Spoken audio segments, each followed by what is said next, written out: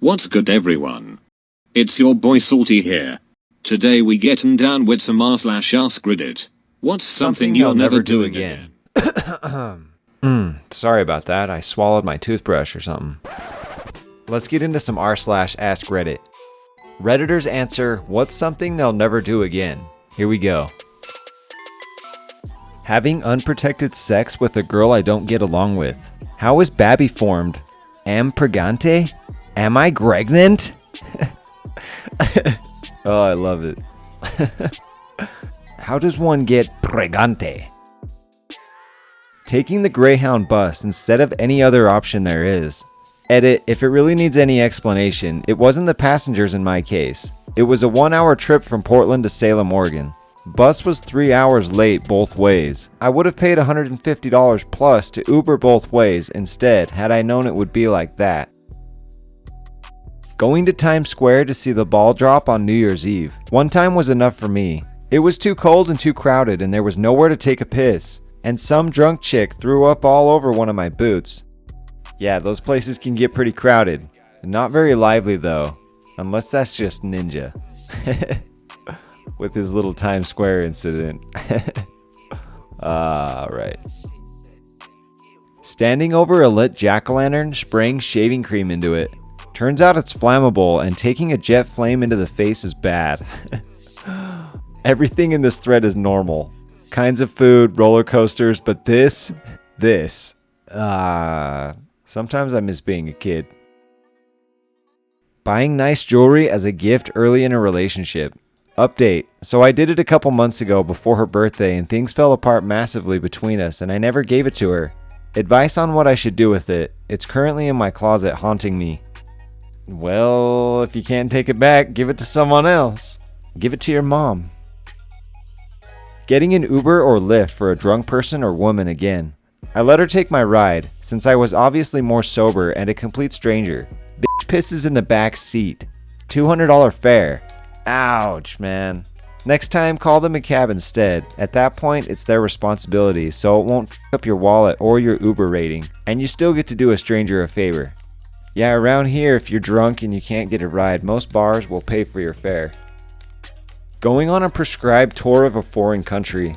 I took a tour once through England, Scotland, and Wales. It was my first time in Europe, so I thought it would be a good intro, but it was terrible. Spent too much time in rat hole tourist traps the tour guide got paid off for taking the bus to, and not enough time in the cool places we saw. Stuck on the bus with people I was really tired of.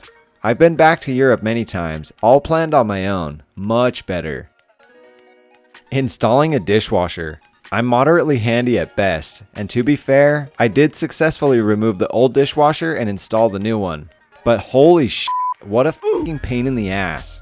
I must have had to push it in and pull it out a dozen times to get everything plugged in and lined up, and then finally getting the feet all in place. That was easily the worst $75 I ever saved doing something myself. Yeah, I need to get a new dishwasher. That's no fun. I will never again order the 4-piece chicken nuggets from Chick-fil-A. 4 is simply not enough nuggets. 4 nuggets is just enough for you to get frustrated, especially considering all the honey mustard sauce that is left over. Oh man, that honey roasted barbecue is lit. That stuff is lit. Honey roasted barbecue all day, boy. It's just like eating one chip. Ain't nobody eats just one chip. And that's for real.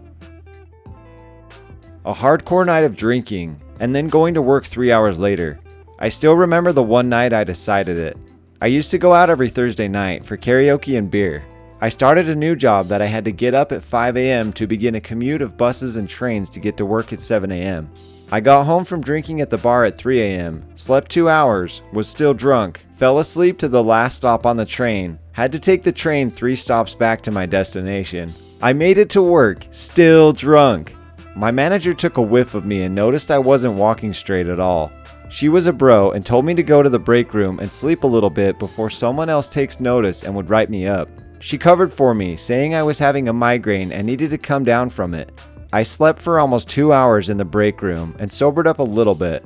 I was hungover for the whole day. I felt miserable. Since that day, I never went out for drinks if I had to work the next morning. That was when I was 25. Now that I'm in my 30s, it's damn near impossible to even drink as much as I used to. Oh man, I feel you there. As you get older, the level of hangover that you get the next day just starts to double and then triple and then quadruple until you just don't even drink much anymore because a couple beers will get you a mad hangover. Driving while very tired. I once had a pretty long drive after only getting like an hour of sleep the night before and ended up nodding off at the wheel and driving off the road into a small ditch. Thankfully, there was no one else on that small highway, so nobody got hurt, but it made me realize just how dangerous it could be. Almost as bad as driving drunk. Yeah, I had a friend do that. Totaled his Jeep. Doing an edible. Literally a quarter of a brownie and I was knocked on my ass. I had to keep asking my roommates if they were real because I genuinely was not sure. I was miserable and convinced hours had gone by, then I'd looked down and it had literally been less than a minute. And then I woke up next morning still high. Never again. This is such a common story in places where weed gets legalized. The edibles seem so wholesome and harmless. It's a brownie. Brownies equal love. Just a corner? That doesn't seem like enough. Who can just take a nibble of a brownie and put the rest back in the wrapper? No decent person. You wait 10 minutes, 20 minutes, 30 minutes, nothing. You'll eat a bit more. Half a brownie is still half a brownie, less than the good Lord would want you to have. No. You will sit there eating salsa Doritos from one hand and chocolate chip cookie dough Ben & Jerry's from the other, only pausing for a bite of your pickle. You will be thinking, this is disgusting and I'm so full but I can't stop. My mouth is so dry. I can't open my eyes. My stomach hurts. You'll finally just want for it to end and you'll go to sleep. Does that help? No, because you wake up still high and now you've got gas. Only then can you have the respect you should for edibles. Oh man, that's well written. Ain't that the truth right there? That just reminds me of the scene in Grandma's Boy where he puts a banana, like an apple and some other shit on a pan and puts it in the oven. Ooh, dinner time. Oh! Sucking ass! Oh! Oh man, I love that show. Sleeping in my shed. My neighbor threatened to steal my lawnmower, so last summer I spent most nights sleeping in my shed protecting my lawnmower. I had a little army cot that I slept on. Your neighbor won that fight, even if he didn't steal it.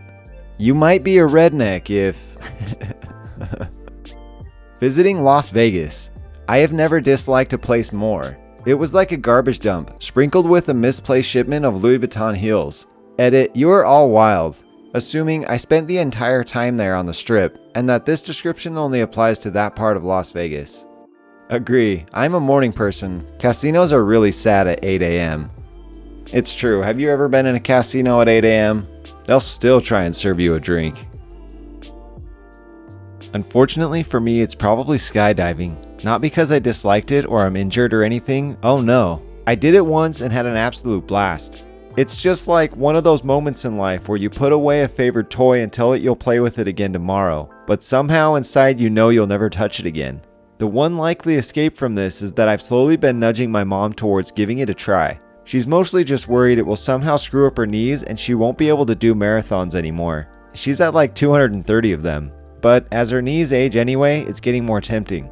2 tips for people considering going. Tip 1, pay for the camera guy. This is likely to roughly double the cost of your trip, but for your first trip, it's definitely worth it. Tip 2, request to do a backflip out the door. The reason for tip 2 is that I told my tandem guy, do all the crazy stuff, I'm probably never getting to do this again. And my friend who went with me told this guy, just get me on the ground, I don't want to die.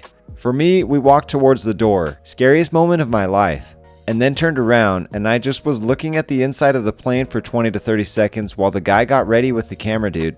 Suddenly, I was outside the plane and had no choice but to enjoy myself. For my friend, well, he hung outside the plane off a burly dude's chest for that same 30 seconds, which thankfully was caught on tape. His face, he looked into the abyss and the abyss looked back. I've been skydiving once before, so I can definitely relate to this one. It was definitely fun and something everyone should experience, but I remember the dude went on 3, 1, 2, and then jumped out at 2. I don't know how I didn't shit myself. Alright everyone, I hope you enjoyed this episode of Ask Reddit. Make sure you're subscribed if you liked it and let me know your thoughts in the comments. We'll see you all in the next video. Peace.